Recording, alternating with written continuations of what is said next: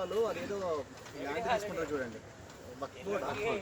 వాళ్ళు ఎకరాలు వెయ్యి ఎకరాలు ఎక్కడ ఆగినప్పుడు అడ్డరాదు వాళ్ళకి, ఓన్లీ హిందువులకే. సో ఇక్కడ అంటే క్లియర్గా అండి, క్లియర్గా మనకి ఇప్పుడు జనాలు మారిపోయారు. ఇప్పుడు అందరు బుర్రతో ఆలోచిస్తున్నారు.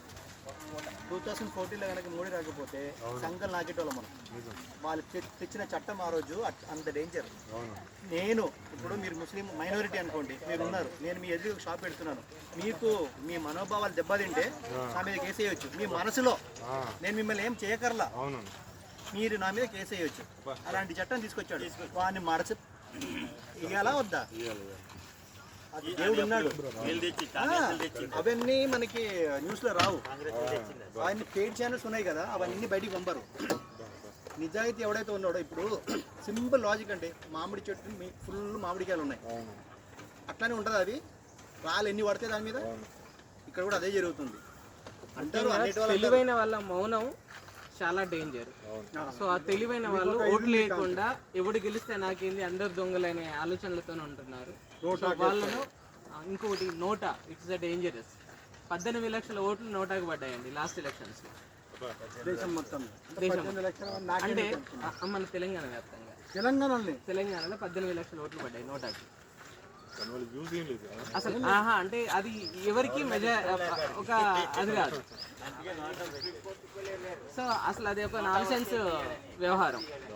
నోటా నచ్చిన, ఇప్పుడు అందరు చెడ్డోళ్ళే ఉంటారు కదా, దానిలో కొంచెం మంచోళ్ళు ఉంటారు కదా, వాళ్ళని చూజ్ చేసుకోవాలి. ఒక బస్సు ఎక్కుతున్నాం అని చెప్పేసి అంటే దానిలో అన్ని చిరిగిపోయిన సీట్లు ఉన్నాయని చెప్పేసి ఏదో మంచి సీట్లో కూర్చోవాలి. కానీ బస్సు మొత్తం చెండాలంగా ఉంది అని చెప్పేసి ఊరుకుంటా ఎక్కుకుండా కూర్చుంటే సో ఆ డెస్టినేషన్ ఎంచుకోవడానికి ఏదో ఒకటి కనీసం నిలబడైనా పోవాలి. అందరు దొంగలే అని చెప్పేసి అని నువ్వు ఓటేయకుండా ఉండి, లేకపోతే నోటాకి ఓటేసి ఎవరికి ప్రయోజనం అది? సో వాళ్ళు పలానా వాడికి ఓటేయాలి అని చెప్పేసి అని వాళ్ళు ఖచ్చితంగా చెప్తున్నారు, వాళ్ళు ఖచ్చితంగా వేస్తున్నారు. ఇక్కడ అంటే నేను వ్యక్తిగతంగా వాళ్ళ పేర్లు చెప్పడం కరెక్ట్ కాదు కాబట్టి నేను చెప్పట్లేదు.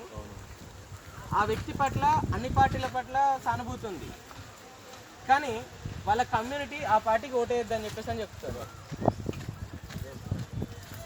అప్పుడు ఏం చేయాలి? సో కనీసం మన తెలివైన వాళ్ళందరూ మనం 10 మందితో అవేర్నెస్ తీసుకొచ్చేసి నువ్వు ఫలానా వ్యక్తికి ఓటేయమని చెప్పేసి అని చెప్పాలి.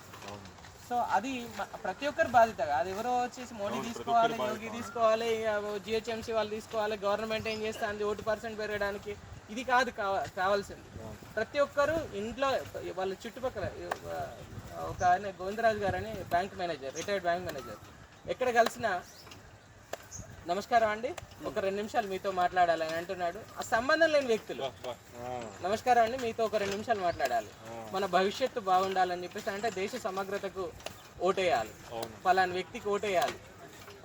మీరు ఆయన గురించి మీకు వ్యక్తిగతంగా మీకు ఏం దురభిప్రాయం ఉన్నా పర్వాలేదు, కానీ మీరు దేశం సమైక్యంగా ఉండాలని చెప్పేసి అంటే ఆయనకు ఓటేయాలి.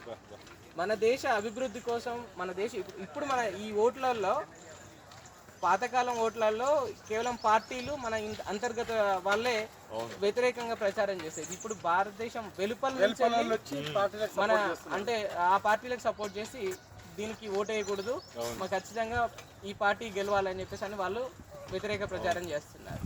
సో అట్లాంటి వాళ్ళని మనం ఎదుర్కోవాలని చెప్పేసి అంటే మన దేశంలో ఐక్యంగా ఉండడం అనేది చాలా ఇంపార్టెంట్.